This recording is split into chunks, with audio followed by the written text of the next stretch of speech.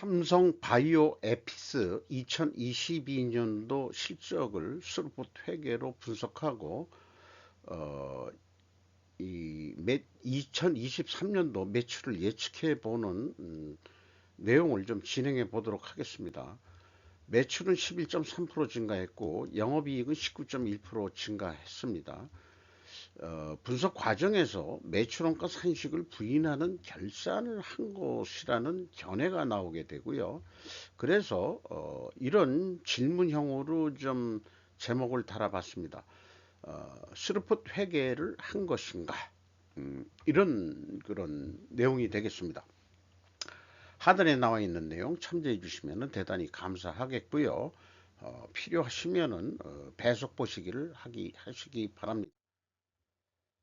먼저 원가 회계 손익으로서 그 매출이 9,414억 원으로서 2021년보다 11.3% 증가했고 매출 원가가 적게 증가했죠. 그러니까 매출 총액이 늘어났고 판매 관리비도 좀 약간 적게 증가했어요. 그래서 영업이익이 19.1% 증가한 것으로 산출이 됩니다.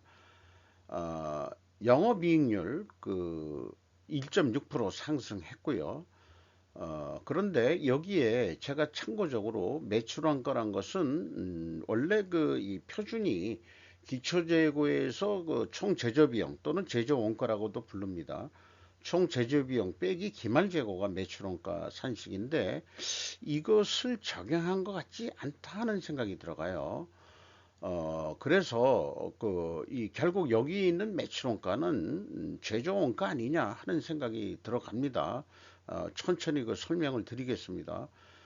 바이오로직스가 100% 지분을 지금 소유하게 됐거든요. 미국의 어떤 기업이 있었는데 50대 50 하다가 완전히 지분을 인수해서 미국계 기업은 높은 가격을 받고 떠난 것 같습니다. 그렇다면은 삼성 바이오로직스는 그 삼성 바이오로직스에서 결산하는 방법대로 에피스도 해야 되는데 또 달라요. 이런 것들이 이게 뭐가 왜 다르느냐? 똑같은 어떤 통일된 표준이 돌아가야 될 텐데 그런 것도 좀 문제가 있습니다. 셀트리온만 문제가 있는 건 아니다. 저는 그 얘기를 하고 싶은 거예요. 그래서 좀 이 파워포인트 PPT 한 장에 두 가지를 다 얘기하려다 보니까 글씨가 작은데 아마 그래도 좀 보이긴 보일 겁니다. 이 왼쪽이 이 매출원가 산식 아까 앞에 한 그 재고자산의 변동 범위가 그 반영이 된 그 방식이에요. 그러면은 이게 그 재고자산의 변동이 이 1841억 원이 플러스로 되어 있으면 이 금액만큼 줄었다는 얘기입니다. 작년에는 좀 증가했고요. 그런데 이제 그 외주 가공비도 이제 그 재료비 성격으로 변동비 성격으로 회사는 정리를 하고 있네요. 이렇게 보면은 여기 그 MC 매출원가 재료비가 이렇게 그 디커플링해서 표현을 하거든요. 그러면은 원재료 사용액이 마이너스 331억 원이 나옵니다. 이게 현실적으로 가능한 얘기냐? 그러니까 원재료 사용은 하나도 안 하고 제공품에서 결국 다 물건이 생산이 됐다라는 해석분이 안 되거든요. 과연 그럴 수 있는 거냐? 물리적으로. 뭐 그럴 수도 있긴 하겠지만은 일반적인 상식에 벗어난다 이거죠. 작년에는 2천억 원이나 원재료 사용비가 들어갔으면서 올해는 그게 안 들어갔다? 음, 그거 좀 이상하지 않냐. 그래서 이게 왜 이럴까 생각을 해 봤는데 오른쪽에 얘기 나온 대로 회사는 그 비성분을 그 재고자산의 변동이 없어요. 그냥 재료비라고 해서 1,510억 원만 표현을 했습니다. 거기다가 이제 외주 가공비 해가지고 여기 똑같이 이 MC는 똑같은 금액이 되죠. 그러면 뭐가 달라지냐 그러면은 가공비가 달라집니다. 어, 그 매출원가 산식을 그대로 적용한다 그러면 가공비가 가공비라는 것은 이 운영 비용에서 판매 관리비를 빼는 게 가공비인데 가공 비율이 제조 원가에서 71%나 포션이 차지하게 되고요. 그 다음에 이제 그 매출 재료비가 크게 내려갔죠. 이렇게까지 매출액이 증가했는데도 이렇게 재료비가 이렇게 비율이 37%까지 내려갈 수 있느냐. 어, 그러니까 원재료 가격이 이만큼 급격히 하락했을까? 라는 것도 비상식적이다 이거죠. 그러니까 이거로 스루프 회계로 그 산출해 내면은 이게 뭔가 부식회계 같다 이렇게 또 의견이 나올 수밖에 없으니까 좋다. 그, 그 Q 총 제조 비용 A 적용한 수치로서 비정상적인 금액이 나옵니다. 이 총 제조 비용이 작년에 그 4,139억 원인데 1,800억으로 떨어진다는 거는 이거는 이제 현실 세계에서 있을 수 없는 거다. 그러면은 그 에피스를 그 좀 긍정적으로 봐가지고 제가 그 변호한다는 입장에서 본다면은 야, 이 사람들이 그러면은 재고자산의 변동, 원가 회계, 매출 원가 산식에 반항을 했네. 이런 생각을 해보게 되는 거죠. 그래가지고 그걸 인정해가지고 할 경우에는 가공 비율이 35%로 떨어졌습니다. 그러면은 이제 가공 비율이 떨어졌다는 얘기는 이제 재료 비율이 올라간다는 얘기죠. 그래서 그 원재료 가격도 좀 올라가지 않았겠느냐. 그 의약품 생산하는 이런 거고, 그 다음에 이제 그 총 제조 비용이 매출원가가 돼버립니다. 재고자산의 변동 범위를 그 적용을 안 하면은 총 제조 비용이 아주 그 이 부분적인 무슨 차이는 있어요. 뭐 관세 환급 뭐 이런 게 있는데 그 다 수용이 됩니다. 이 금액에 3,645억 원이라는 제조 원가가 나오고 전년도는 3,300억으로 해서 매출도 증가했으니까 총 제조 비용도 이런 흐름을 따라가지 않았겠느냐. 이게 오히려 이제 상식적으로 좀 나타납니다. 이, 이 왼쪽에 매출원가 산식을 적용했을 때는 원재료 가격이 대폭 하락으로 추정이 되고 오른쪽에 이게 스루프 회계로 결산한 거 아닐까 했을 때는 원재료 가격이 상승한 거로 추정이 돼서 완전히 반대로 나오게 됩니다. 그러나 원가 회계상으로는 보통 최저원가 명세도 주석에 좀 달아줘야 되기 때문에 이 제품 반제품 제공품의 가공비가 배부됐다고 저는 판단이 되는데요. 이게 1841억 원이 감소했습니다. 여기에서 가공비율을 그 곱하면은 그 원가 회계하고의 그 차이액이 되겠습니다. 매출원가 산식을 부인했다고 해도 재고자산 명세는 총 제조 비용을 적용했을 것이다. 왜냐하면 기존 원가 회계 세력을 전적으로 부인하지는 못했기 때문일 것이다. 재고의 대폭적인 감소는 스루풋 손익상 매출원가 회계보다 가공비 비율만큼 더 이익이 났을 것이다. 이렇게 말씀드릴 수 있겠어요. 2년 연속 재고가 증가하다가 재고를 팍 줄였습니다. 반제품을 줄였죠. 센트리온 헬스케어 반제품 1조 원이 넘죠. 매출의 규모가 이 삼성 바이오가 더 높은데 에피스하고 어떤 거래 관계가 또 여기 삼바는 에피스하고 어떤 거래 관계가 있는지는 모르겠습니다만은 어쨌든 가장 크게 준 것이 이제 그 반제품이 준 것으로 되어 있어요. 그러니까 직접 물어봐야 되겠죠. 진짜 그 진실이 뭐냐 얘기한다 그러면은 원재료 금액도 더 추가로 산 것도 없고 있던 재고 반제품에서 그냥 제품으로 넘어와 가지고 그거를 다 판매한 거다. 이렇게 주장을 할지는 모르겠어요. 어쨌든 스루프 회계상으로 매출원가 산식을 원가 회계에 재고자산의 변동 범위가 적용됐을 때 얘기는 매출 재료비가 51.6%나 증가해서 차이액이 62. 마이너스 62.8%나 됩니다. 이런 금액이 현실적으로 있을 수 있겠느냐? 매출이 17.3%가 증가했는데 매출 재료비는 오히려 떨어졌다. 이런 경우는 원재료 가격이 대폭 하락했다고 추정하든지 아니면은 원재료 가격이 올랐다 하더라도 판매 가격이 엄청 그 상승했다. 인상시켜서 판매를 했다라고 해석할 수밖에 없죠. 그 TOE 생산성도 0.39면 39%가 상승했다는 얘기고요.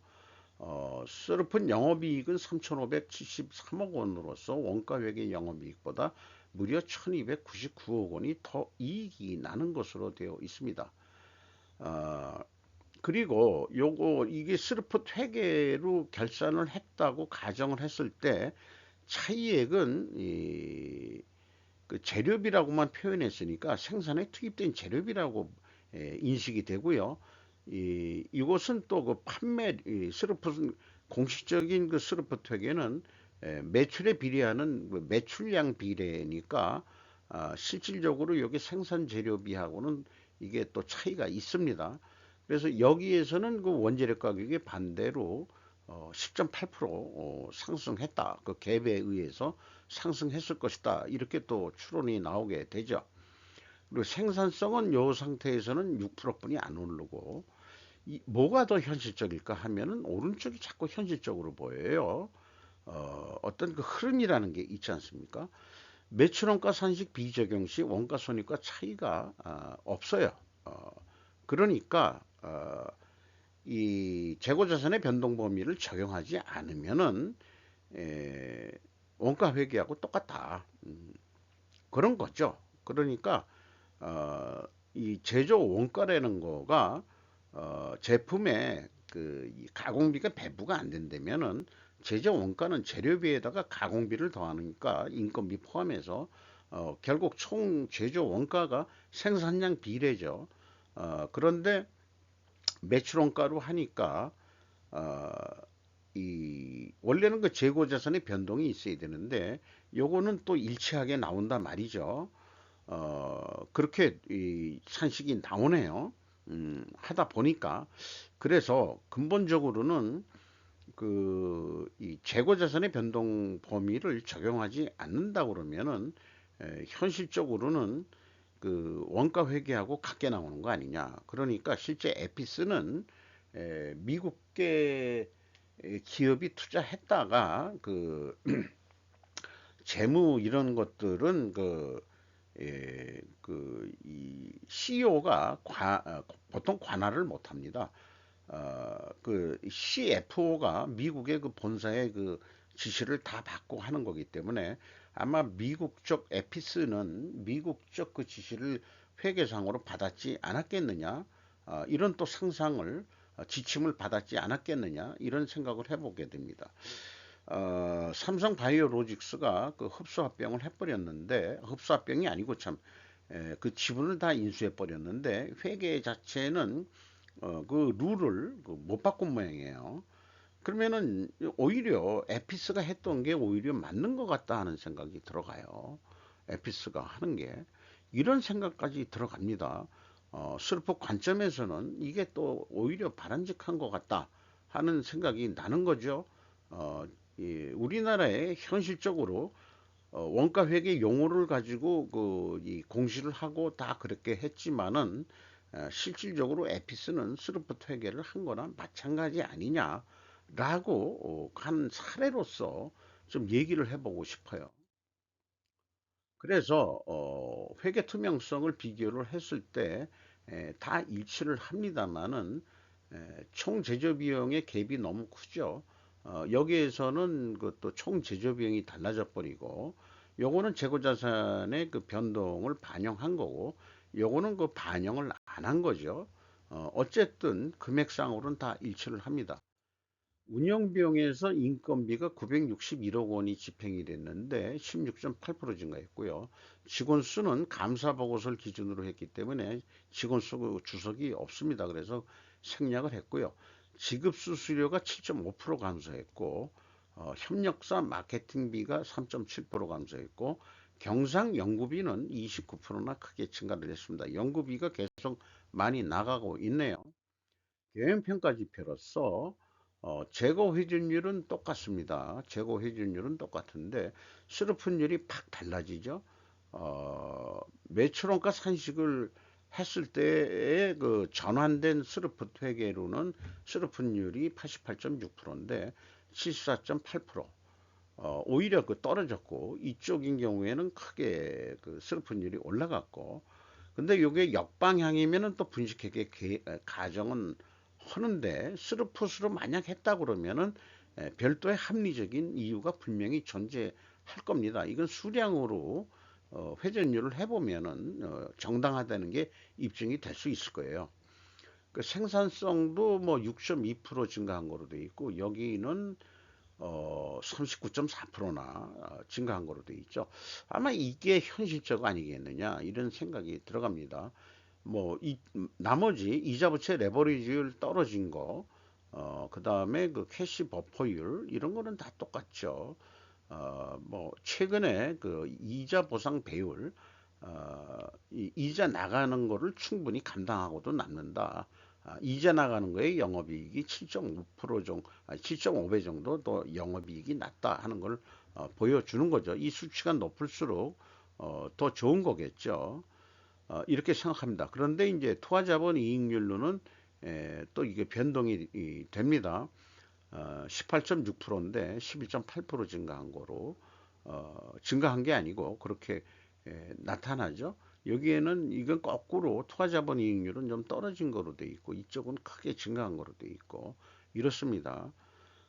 그래서 이 왼쪽인 경우에는 오히려 그 투명회계 가정 성립이 하는데 오른쪽 경우에 부식회계 가정 성립이 됩니다만은 지금 말씀드린 대로 스루풋 회계로 결산을 했다 그러면은 수량으로 이거가 금액이 아니고 수량으로 해서 이게 이 재고 회전율이 맞게 떨어진다 그러면은 이건 부식회계가 아닌 거로 반증할 수 있겠습니다. 그래서 에피스가 매출원가 산식을 부인했을 때 재고 회전율과 스루풋율 방향이 역방향으로 이제 나타난 거를 남긴 거고요. 지금까지 말씀드린 대로 그 분식회계 가정에 대해서는 이게 지금 뭐 감사 보고서에는 원재료 가격 상승 및 판매 가격 상승 요건 좀 순방향 음, 순방향인데 제가 오타를 했네요. 죄송합니다. 그래서 이 재고 회전율로 그 수량을 산출하면 된다 하는 말씀을 드릴 수 있겠습니다. 그래서 원가 회계상으로 그 뭐 예측을 하는 것도 뭐 있습니다만은 이그 손익분기점을 일단 활용을 해서 매출 목표액을 좀 뽑아보면은 1조 2천억 정도 해야 된다. 운영 비용이 한 4% 늘고 영업이익이 한 90% 증가한다고 보는 거예요. 영업이익이 좀 많이 이번에 났기 때문에 그렇게 되면은 1조 2천억 해야 되는데 그 매출 재료비 증가한 폭이나 이런 거 그대로 그냥 적용하고 수르푼율도 그대로다고 본다고 한다면은 1조 1천 4,940억 정도 하게 될 거다. 이렇게 해서 그 제시를 했는데 계약은 요게 뭐 단가라고 한다면은 110만 원의 단가를 했다 그러면은 한 31만 6천 원 남는 거로. 그런데 이제 재고가 그 이 회전율이 매우 낮죠. 1년에 뭐 1회전도 못하고 반제품이나 이제 이런 것들이 너무 많다 이거죠. 셀트리온도 마찬가지지만은 0.5회전 한다.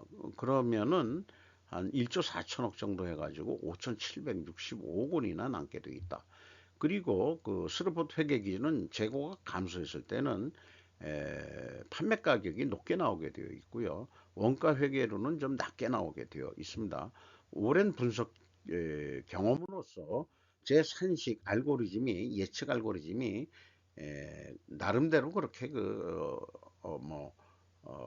좀 무대뽀식으로 이 논리적인 게 아니고 나름대로 합리적으로 돼 있다. 어떤 식으로 하는 거냐 그러면은 어제 판매한 만큼 내일도 그렇게 판매될 것이라는 단순한 논리이기 때문에 뭐 크게 잘못된 거는 없을 겁니다. 그래서 지금 말씀드린 대로 재고가 크게 감소했기 때문에 판매예가는 원가예가보다 높게 나온다. 이 말씀을 드리고요. 이 뭐 거창하게 얘기하면 디프레이션을 완화할 수 있다. 이렇게 또 말씀드릴 수 있지 않겠느냐 생각이 됩니다.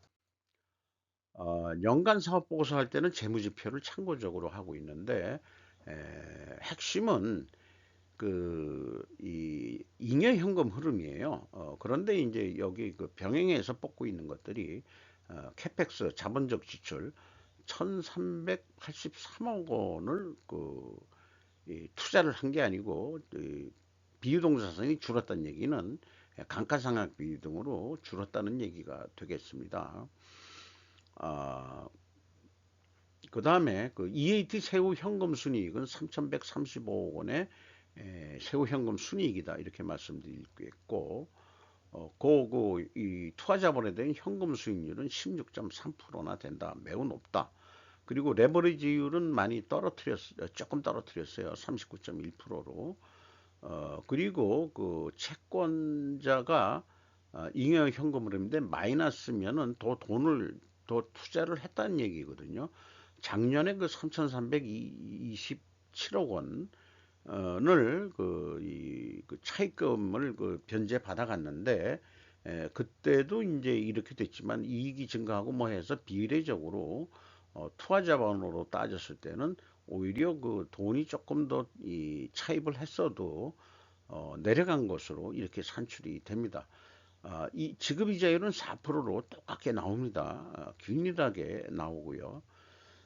그래서 이익 배당은 없는 회사고, 최종 그러나 그 자본적 지출 뭐 이런 것들도 있어가지고 517억 원이, 제가 요거는 잘못 얘기했나요? 돈이 나갔으니까 투자를 한 거죠.